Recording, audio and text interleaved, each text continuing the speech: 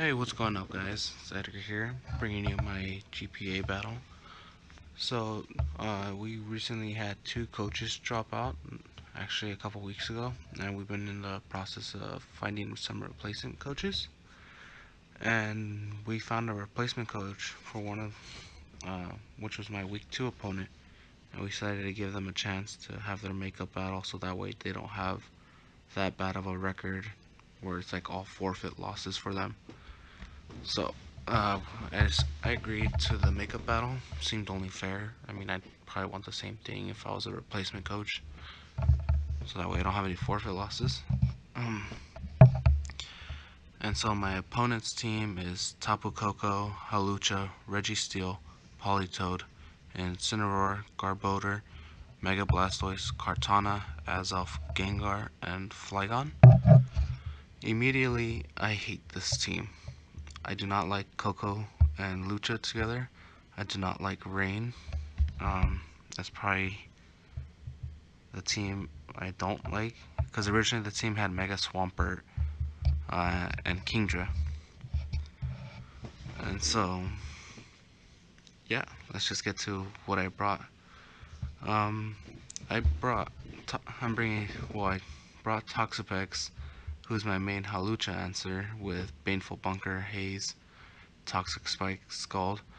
I knew Toxic Spikes wasn't gonna be that great against him, cause oh wait, actually I have the wrong team down, or I listed the wrong team, because originally he's supposed to have Scolipede instead of Azelf. My bad. Um, he has a poison type. He has a steel type. What the heck? I'm sorry. The doc is pretty messed up actually. He made some transactions that they haven't updated on the dock yet. Let me see if I can find them real fast. I'm sorry.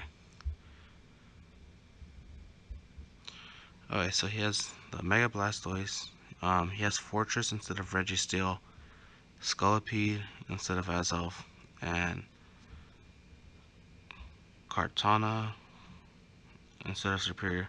Yeah, he does have Kingdra. Um, he has Flygon. There we go. I don't know why the dock is only partially updated. I'll probably have to go back there and fix it. But anyways, so Toxapex is my main answer for Halucha.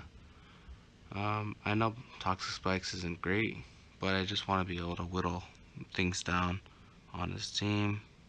For instance, Mega Blastoise, if he brought it, I didn't want it to last as long. I mostly wanted Toxic Spikes to put Pokemon more in range of damage. Next, I got Snorlax, a Curse Set, Return, Recycle, Fire Punch, so I could hit Kartana and Fortress. Super effective. I know Sacred Sword bypasses defense increases, but with this EV spread, I'm able to.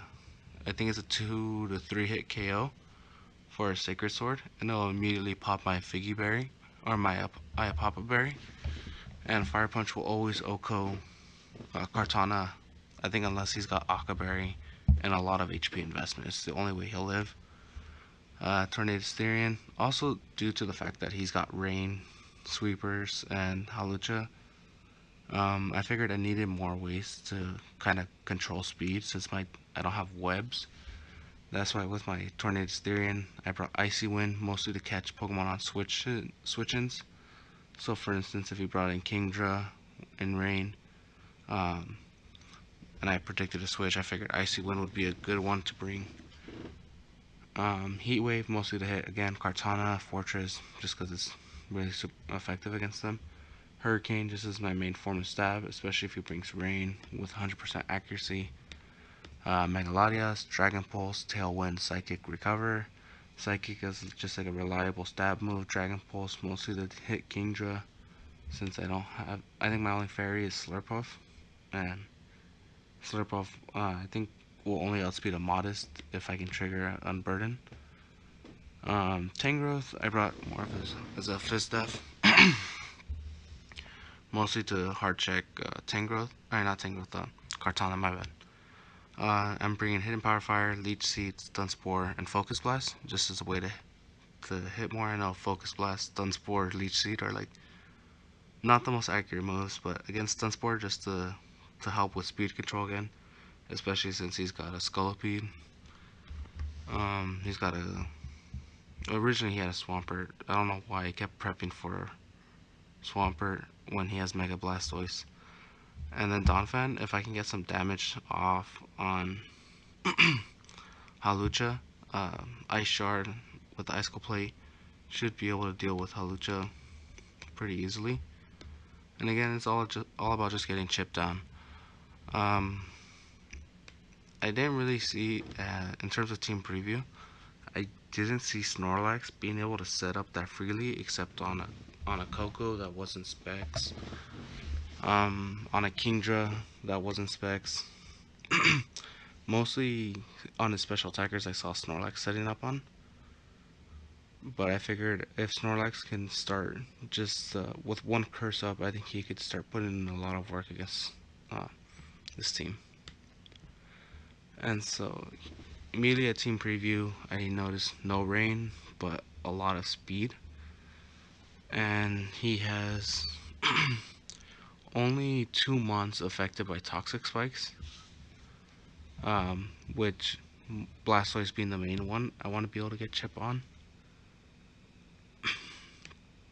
So let's start the battle. He leads with Fortress, I lead with Latias. Right here, to begin with, I didn't really see Fortress coming, but when he did, I knew that I wanted to get my Snorlax in to get a curse off, because I know if anything, he's going to try to set up either a T-Spike, not really a T-Spike since I have a Toxapex, and Toxapex is always going to come in on Hawlucha.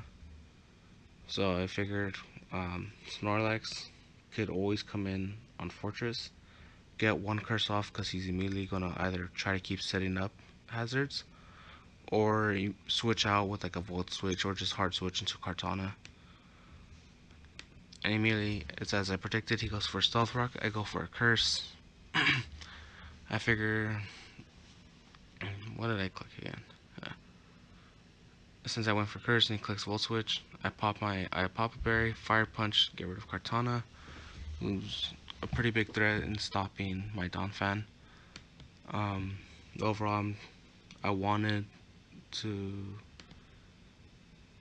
keep setting up Curse, but I want to make sure I got my Berry first. And right here, I stayed in because I did not want him to be setting up a Swords Dance, and especially since I just saw a Substitute, I did not want to have to deal with a Hawlucha behind the sub. And immediately I'm just like, this is a threat, I need to get rid of it. And overall, I feel like it was the best lead and the best that Snorlax has done for me, is getting rid of 2 mons that immediately threatened my team, especially Hawlucha, who I've had the worst success against. I go Tangrowth, I make a prediction. It sucks that I don't get the Stun Spore, because then I feel like I have to go for it again on Scolipede. Had I hit it to begin with, I would have immediately clicked Hidden Power Fire or Leech Seed like I did earlier. I am lucky enough to get a Paralysis to make up for that miss and get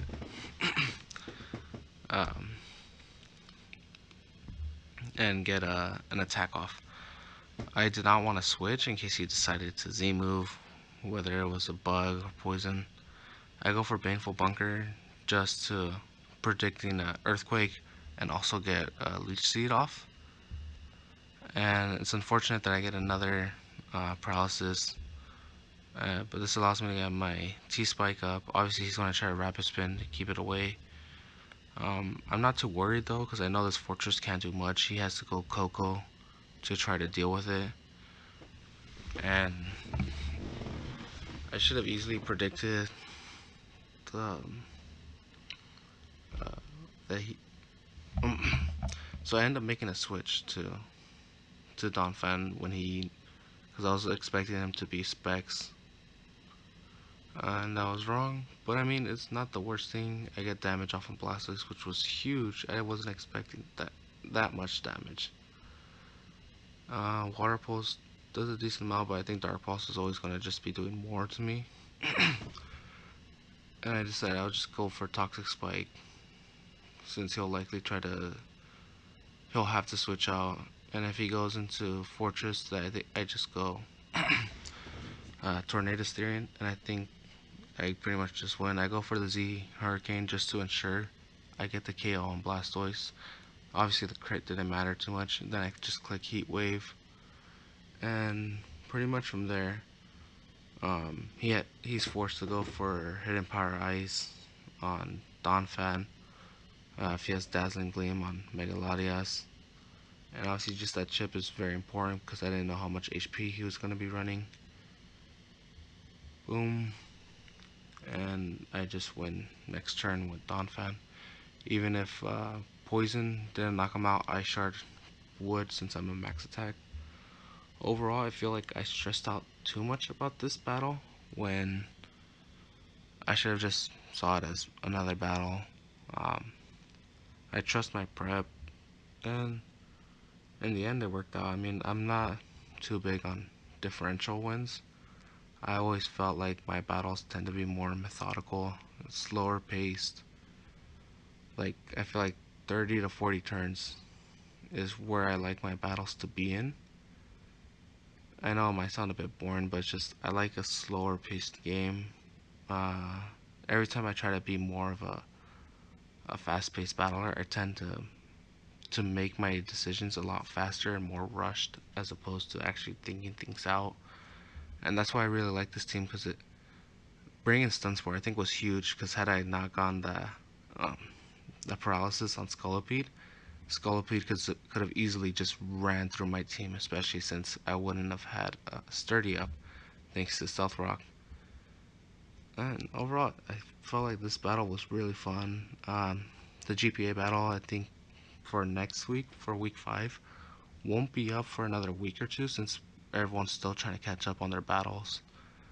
Some people are going to university, and I guess they're pretty busy. I know one person has to do community hours. I don't start school for another week, so I mean, I'll try to get my battles done on the weekend. Anyways, it was good that I got to get these 2 battles up, and I'll catch you guys. Oh yeah, another big important announcement. Um, the UDN, the Universal Draft Network, is gonna be uploading its draft analysis soon. I'm also gonna be releasing my draft analysis. It's gonna be 16 coaches, as well as we're all gonna take part in the draft analysis. I'm doing my recording part after this video, and then let's see.